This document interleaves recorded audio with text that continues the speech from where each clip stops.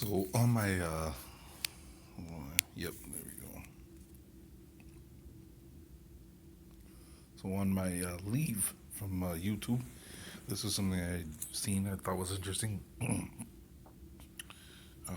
This is posted by Amor. Originally, Freemasonry is a modern application to the original indigenous occult system.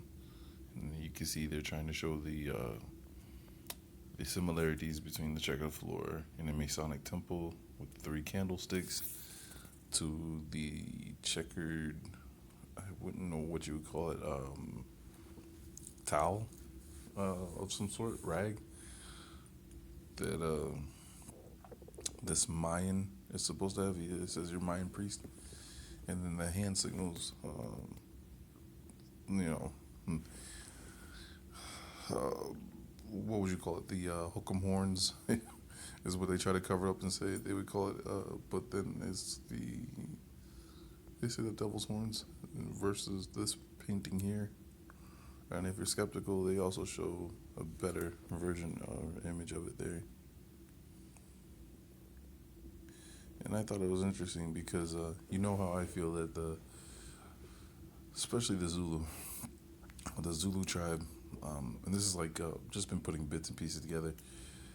That David Wayne Miller, the judge that was it Mark Christopher Mark spoke to, and uses a lot of his research to further his process over in England. He always explained that in one of his videos that David Wayne Miller stated that the reason that the Zulu and the British came to an agreement, excuse me, sorry about that, was because Shaka Zulu was a Freemason. And he never explains how he knows that Shaka Zulu was a Freemason. He, David Wayne Miller says in one of his earlier videos that he's a Mason, so I'm wondering if that's the connection. If he was a Freemason himself, would he have known that way? But he never explains how he knows for a fact that Shaka Zulu was a Freemason. So I look for that kind of stuff when I'm watching movies about Shaka Zulu and the Zulu tribe. You know, do you see signs of masonry when like the black them painting their faces dark or painting their faces white, and then wearing the black hats and things like that. You look at that stuff. But you know how I feel about the Zulu people, that I think that they came from here. I think that they were most likely in the western states of New Mexico and West Texas. That when you see the Hopi and them doing their traditional stuff, they got that from them, or they got that from the Dogon, who I think were also over here, and they were placed in Africa. See, I've had this realization, and it's been coming out. People have been coming out proving my point because I haven't been able to. But when I look at like West Africa and you look at maps, it looks like somebody dropped people off there and they left and spread out. And then the similarities are too many between the Hopi of New Mexico and the Dogon in Africa. But you know, getting back to the Freemason part, is he explains that Masons can't kill other Masons, so they had to go to court to settle their dispute. And Shaka Zulu lost in court because he didn't have any paperwork proving that the land they were on was their land, which made me laugh because you think about it, the Zulu are supposed to have been in Africa from the dawn of time.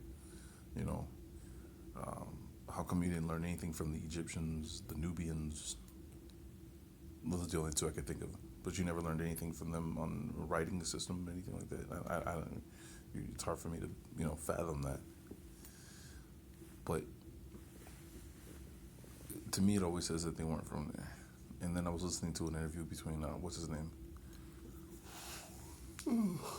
Excuse me, Tajrik Bey and Horace Butler, and they were talking about Horace Butler's book and other stuff. Tajrik Bey said something that was interesting. He said that if you want to find out the history of this land, follow and research the oldest churches, because that's where the history is still going to be preserved. They were either built near important sites, important villages, important towns, so they could sort of look at them and make them the dark side of their messages, like look at the savages or look at these people, whatever you want to call it. But they're always built next to the indigenous sites, and I always thought it was weird because when I'm trying to find older churches, and this is just early in my research, the only ones that show up are in New Mexico. Why is that? Why are the churches not older, like in, I don't know, the 13 colonies? So, but oh, and they also point out they dress the Zion, the not the Zion, the Mayan and the Zulu. They dress wearing leopard skins. Um, and he pointed out they both also dress, the Mayan and the Zulu. They dress almost like they're wearing Greek clothes, which I thought was interesting because of the whole idea of Black Greek. But anyways, yeah, that was something you know, I ran across. I saved it while I was on my timeout from uploading.